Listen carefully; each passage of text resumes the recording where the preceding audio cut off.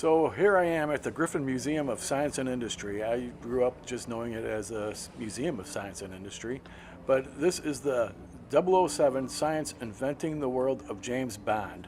Now this is going to April 6th of this year, so you better go there quick if you want to. Come to Chicago, go see this James Bond exhibit.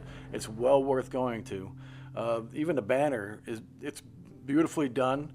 And I would love to have, just think of the music of James Bond coming in there on the 007. I wish I could put it in there, but you know, like that trademark over there, I'd be flagged. So no James Bond music.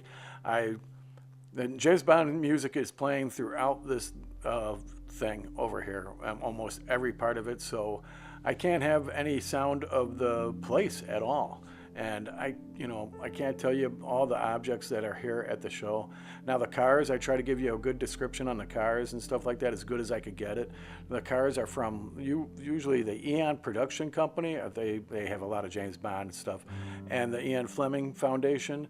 Unfortunately, you can't find out exactly what the car was used for, what scene it was shot in. Is it a promotional car? Not all the cars you could find that stuff out. I would really be curious on what the deal, where that came from. Is that a hero thing that we're looking at right there? You can't tell, you know. But like that's Eon Productions, EON Productions. And, you know, I'm gonna talk in certain scenes, but otherwise I'm not. I'm going to have a little bit of music going on, and I just want you to see everything that's there. There's only a few things that I do not show. There's a couple plaques and stuff like that that I had to cut out. It just makes it too long. But I do show you everything of significance there. Probably 96, 97% of the things that are at this show. So thanks, like and subscribe and all that good stuff. Now I think this is really cool. This is a cool model that they built for the Goldfinger, and the one side is painted for like the United States government, which is really neat. Now if you want to save some money, then you go, oh, we're going to look at it in a second, and you're going to be like, wow, that's really cool. I'm not sure what it's made out of. It looks like it might be balsa wood, who knows. But anyway, the other side, not balsa wood, idiot, but wood. The other side, look at that. There is Goldfinger's paint job over there. So just film one side, and then you can film the other side. You got one model. It's pretty creative engineering right there. Save some money doing stuff like that.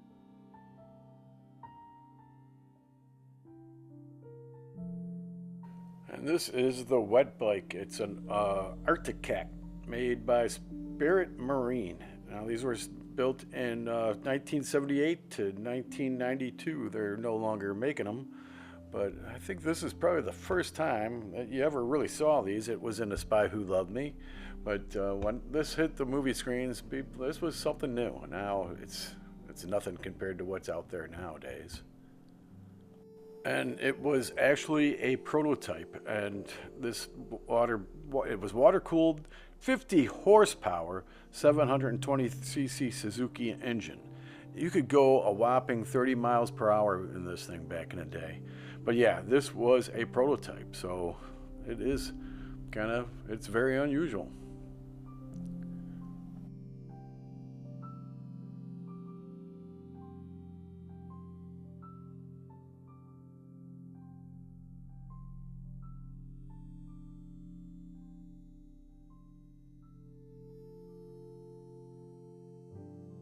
Now this is the Aston Martin DBS, and this car wasn't even really developed yet fully for being on the street, so Aston Martin gave them these cars to work with. And this is the car that at one time broke a Guinness Book of World Records for rotating 7 times while being filmed. And so that was confirmed by Guinness Book of World Records, but that was like in 2006. I don't know if anybody has beaten that, probably. But this car, I mean, if you see the movie, it's the coolest part of this movie. And, you know, Casino Royale is not my favorite. I don't know how you liked it, but it is not my favorite. But this stunt driver took this thing down the roads, hit the cannon in the back, and this thing went flying. And it is a sequence to really see. It's beautifully shot. It's a beautiful stunt. The stuntman, what was the stuntman's name? The guy that did this stunt was Adam Curley. Last big movie, he was a stunt performer in Jurassic World Dominion. He's done a lot of stuff. The Kingsman, Iron Man 3. He's a stunt coordinator, and you know, I don't understand why the Academy Awards does not have a best stunt. Stunt people make so much of these movies into what they are, especially James Bond movies, John Wick, you name it. So many movies, stunt performers make the movie, and they should get an Academy Award category of something. Jesus Christ. Excuse my language, but it's beyond me that they don't. But this car, I'm showing you a lot of it. You can see how the inside of it is there for stunt driving and stuff like that. I guess this guy, if I could find a picture of this guy, I'm not quite sure if it's a picture of the same person, but he also was like the stunt double and he was a stunt double for this Casino Royale movie. The first stunt that you see him in this movie, he does that big jump off the crane. I think it's at the beginning of the movie. Yeah, this guy does some stunts, man. I don't think Mako's going to be able to fix this car, but I don't know. We'll see. Maybe we'll give him a call. And I'm going to shut up and just let you look at the top, the bottom, the whole damn thing.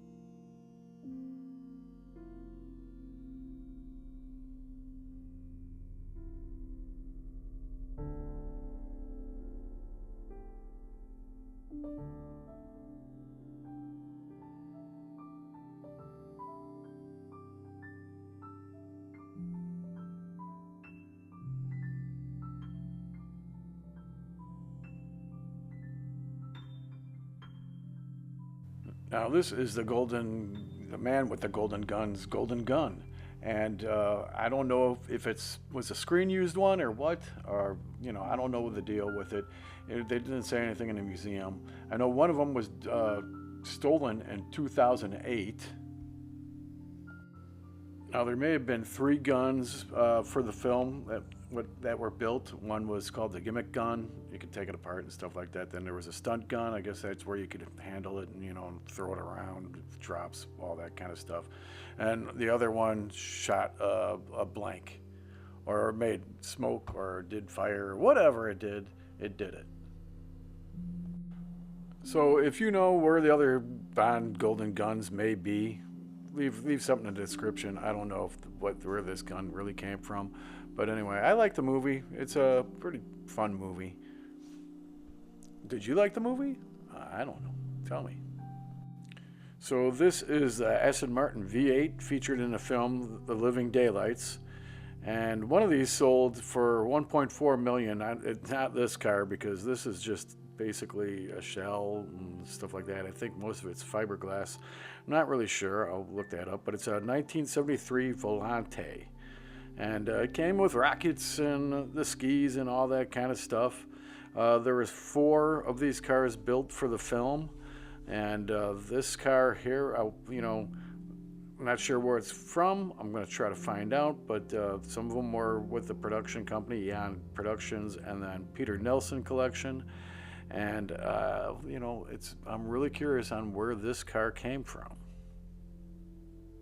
I've also read that there was 2 different Aston Martins used in the movie, and one was a V8 Volante convertible, and later for some other scenes, and a hardtop non-Volante V8 Saloon.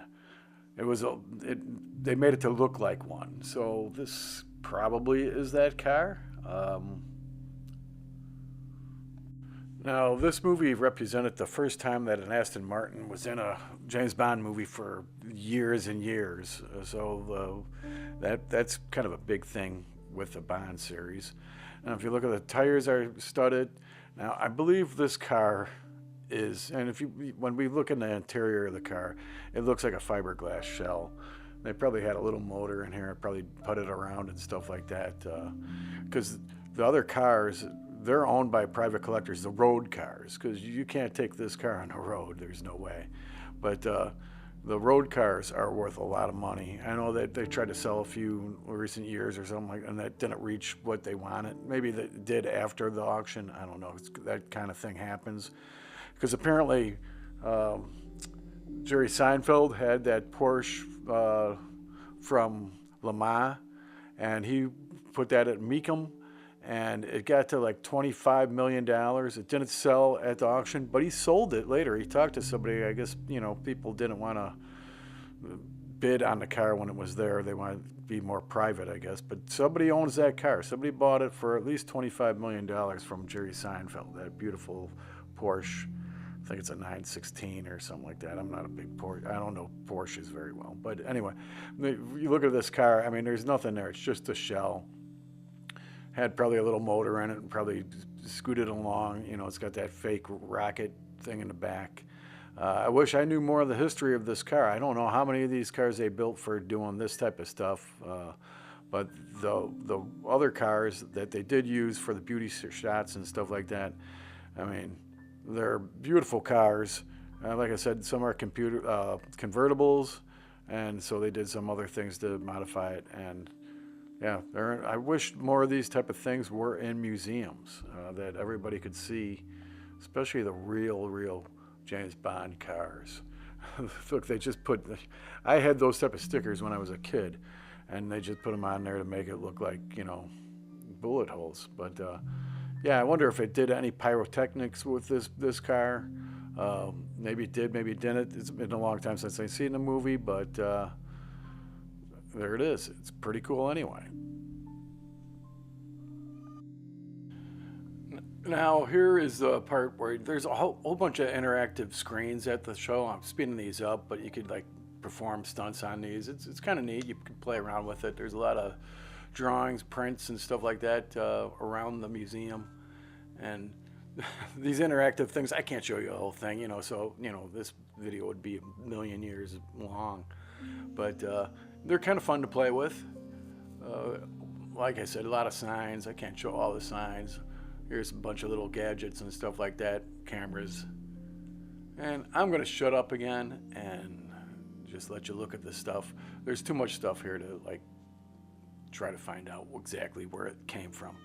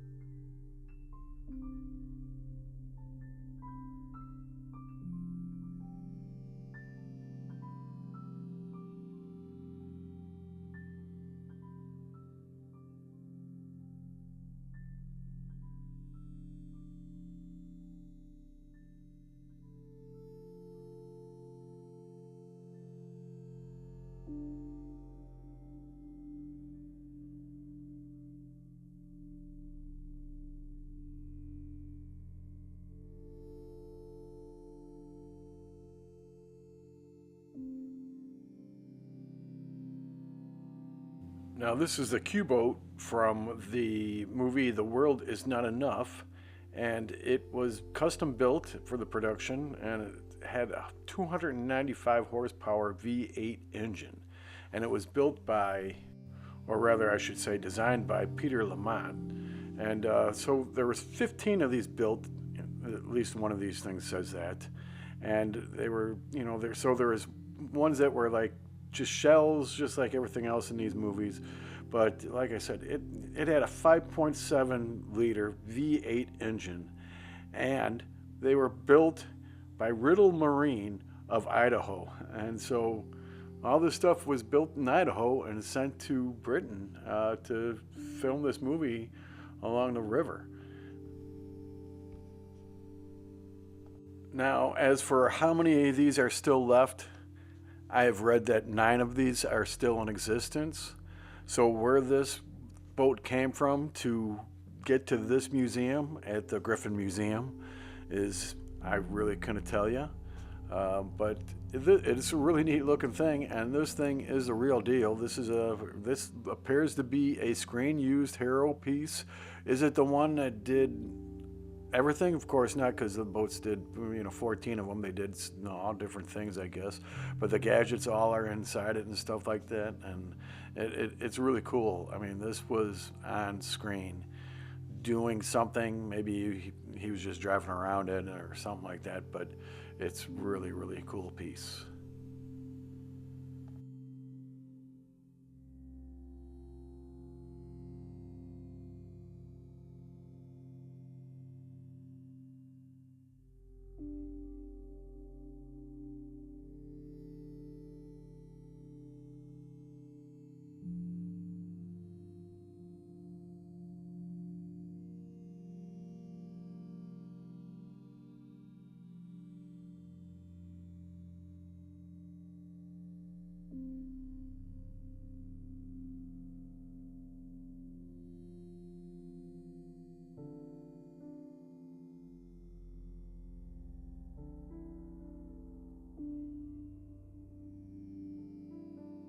Now, here's a DB5. This DB5 was not in the Goldfinger movies or any of the other movies, as far as I know.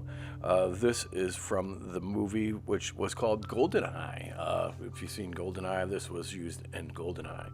Now, the original Goldfinger car movie There was 5 DB5s made for the movie. 2 were used for filming, and 3 were used for promotional stuff.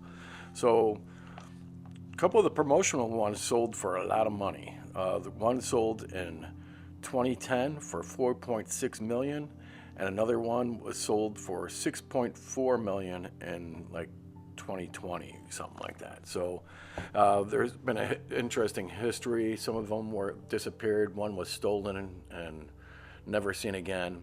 So it's, you know, I'm wondering, does anybody out there know where the other original DB5s are kept? But as you can see, this one is really neat looking car. The paint job was immaculate. It has, you know, the little gadgets in the car. I don't think there's any guns or anything like that that come out of it like the original DB5. There's only a couple of those that were built that way, and I believe one of these was the promotional cars they redid and put stuff in it, little gadgets and stuff like that. So if you're rich enough and you got $6.4 zillion, you could buy these things. But I was just so impressed by this paint job. Was just incredible. The wooden steering wheel, the interior. Unfortunately, there's a lot of glare that's going on there.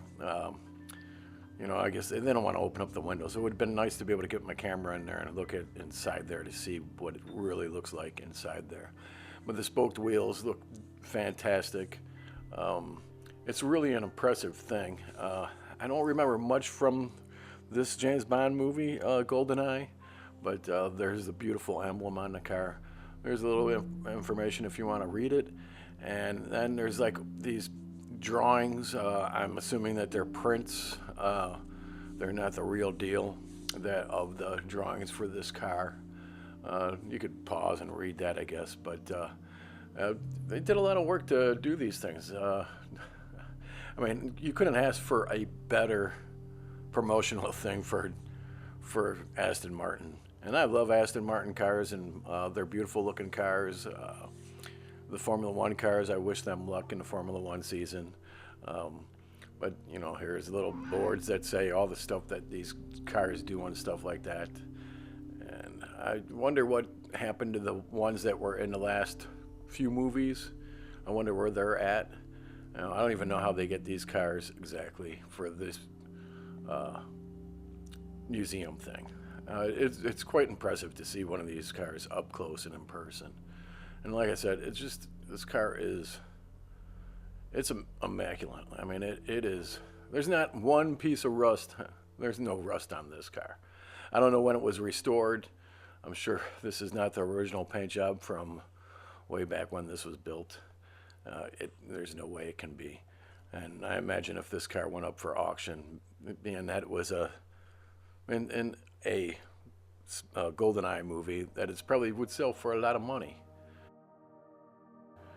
The chrome just glistens, the taillights, you know, where do you get those taillights now? I mean, you probably have to have them manufactured somehow. I'm sure there's not any of there out in the market. Actually, I will tell you, they made, from 1963 to 65, they made 1,059 cars. And in 2020, they made 25 cars. I don't know if that's because, I don't know, some anniversary thing or something like that. That's pretty interesting stuff right there in a way. Now earlier I said that there was 5 DB5s made. There might have been 4 made, and one, the original one, was used in the TV show The Saint, which was an old show. And then it was later, one of the cars was later used in the Cannonball Run and driven by Roger Moore. But that was stolen in 1997, and that was in Florida. Anyway, continue going through the museum and showing you other stuff. This is definitely one of the highlights of the show, is seeing this DB5, because you don't see a DB5 every day, being that there was, you know, I read you the numbers, there's not many that were around or built. So if you're wondering about the color is called silver birch. The engine was a 4.4 liter, 282 horsepower inline 6. Its top speed was 145. It did 0 to 60 in about 8 seconds. And you know, I was saying earlier that they built 25 DB5s back in 2020, I believe I said, and they built them to the exact same specifications as the original DB5s way back when. And I guess they sold them to a bunch of people and made a lot of money on them. But you know, they're around. There's DB5s around that've been used in all the other Bond movies, and you know, they painted it with the same color, same type of car. Look at the undercarriage of this car. You could pretty much eat underneath that car, or I don't know why you'd want to, but I love that exhaust system on there. Man, this is a handmade car, folks, and it's my pleasure showing it to you as best as I could from being in the museum. And thanks, and continue watching for other James Bond stuff, like and subscribe and all that stuff. And I'm trying to show you everything that's here in this James Bond exhibit.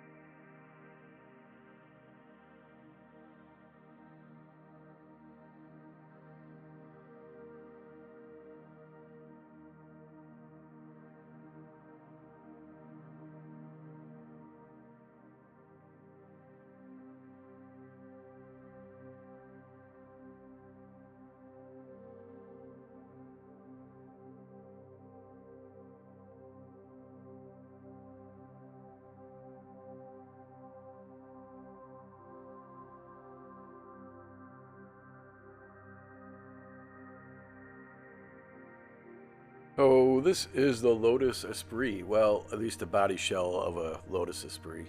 And I'm not sure how many there was built. You know, there's all kinds of things that say there was 6 of these built. They're just body shells, and or 2.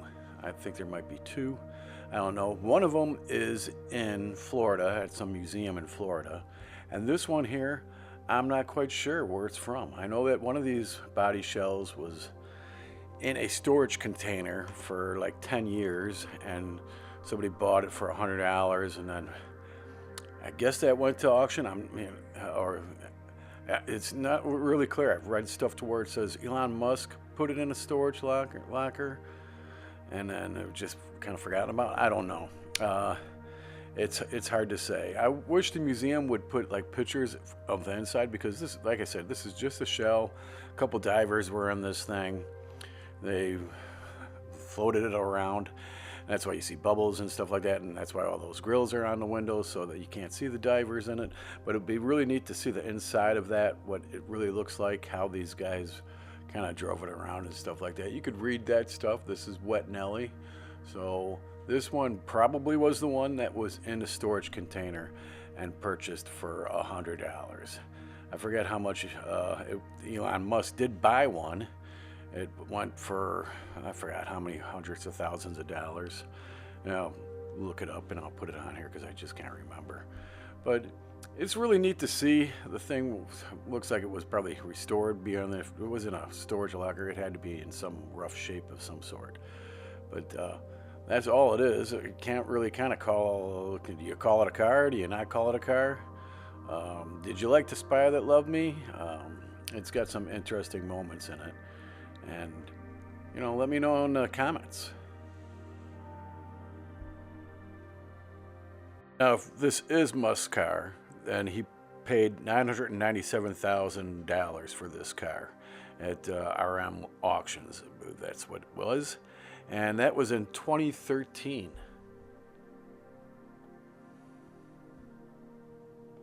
The car in Florida, like the fins come out on one side and the tires retract on another side. I'm not sure if they use 2 different cars for that type of stuff, but that's what's in Florida. All right, so here is the Jaguar XKR that later became a XK8. And this was in 1996. It had a 4.0-liter V8 engine, 400 horsepower, AJ26 V8, top speed 155. But most of these cars, they put Ford engines in them to be on the lake, and they also wanted to make these 4-wheel drives so that they could go on the frozen ice. Same with the Aston Martin Vanquish that was in this scene. It's kind of neat, but it's kind of ridiculous when it's like the car goes invisible, which is kind of stupid. But anyway, they made 9 of these cars for the movie. They retrofitted them all. You know, I've seen other cars at other museums, at least on YouTube, that have the rocket launchers on the side of the car. This one just has the gadgets on the front and a machine gun and stuff like that. There's a guy named Nick, something I forgot his name, but he modified these cars. There's a YouTube video on Fifth Gear that show a lot of behind the scenes of this car chase that happened in the movie. And these gadgets, you know, I've seen it in other places where they work. You know, there's a remote control that gets these things that come in, come out, the missiles come out and stuff like that. Don't know which scenes this car was in, but this looks like it was a screen-used car. And it's Jaguar green. They made it a convertible because they didn't want to confuse people, because Aston Martin Vanquish and this Jaguar look kind of the same. So they're like, well, we'll make this one a convertible so nobody would mistake it. Even though it's like it's green, you don't mistake it. But it's pretty cool. So this is a Parahawk, and they filmed this in France. It got delayed by an avalanche. So they modified a Ski-Doo snowmobiles in different variants. They built a total of 18 Parahawks for the film, and they modified them for different type of things, lightweight, you know, fiberglass, stuff like that. The vehicle was designed by Trevor Engler, who was also a stunt pilot in the movie. Tim Leibig, stunt flyer, a bunch of other stuff. I don't know. They did a bunch of stuff with this. The skis could move in different directions and stuff like that. So there it is right there. And this was from, what movie was this from? The World Is Not Enough. So there it is. Kind of cool. Like a lot of this stuff. Fiberglass and all that. Boom, boom.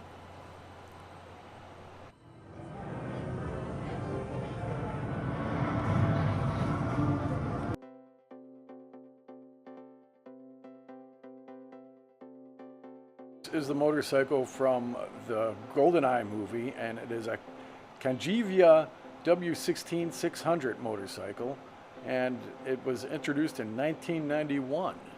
Now these cars were made in Canjivia, Italy, and it was a 4-stroke engine, and it had 34 horsepower at 6,000 RPM.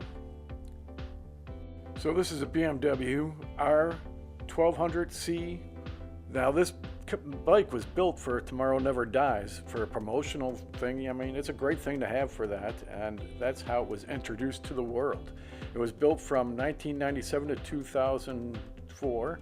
It was 1,170 cc with 60 horsepower. So, you know, it is a beautiful looking bike. I don't know how many were built for the film, but I mean, BMW bikes, they're really, really nice, and that's a really, really nice example. Or what can you say about that beauty?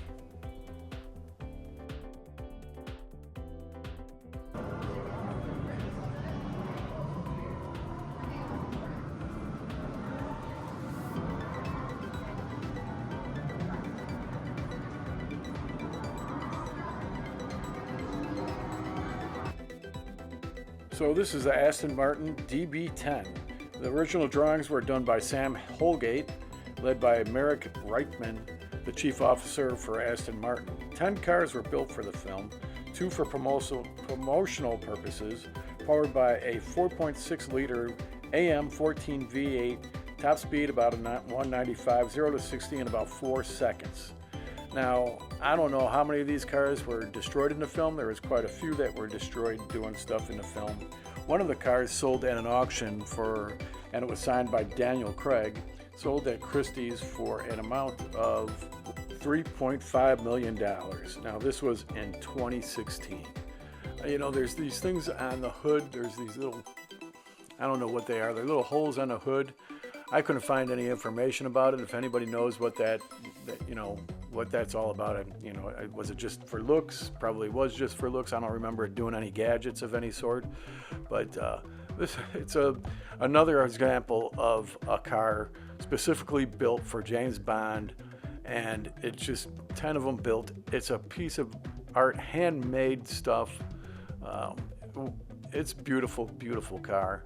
The wheels themselves are just gorgeous. I wonder if Aston Martin ever produced those wheels for any other Aston Martin cars, being that I own 10 Aston Martins myself, but, well, I think they're matchboxes. I really couldn't tell you, but if anybody out there in the YouTube land knows what that's all about, let me know. But Spectre is a pretty good movie. I like it. Not too bad. Those are big brakes on that car. And, I don't know what scenes this was used for, if Daniel Craig was just, getting inside it and stuff like that, or if it was, I didn't see anything mounted on the car for any mounts, for any camera mounts or anything like that. So this is probably a promotional car. Not absolutely certain. Like I said, if anybody out there knows the history of this car, where it went to and stuff like that, because I imagine other cars probably had locations for where you put cameras and stuff like that, or at least they were damaged or scuffed up. This car is in pristine condition. The interior, unfortunately, I couldn't really get close to the interior to look inside it, but this car looks like it just was built and came off the floor yesterday. And it's, look at it. Just look at it.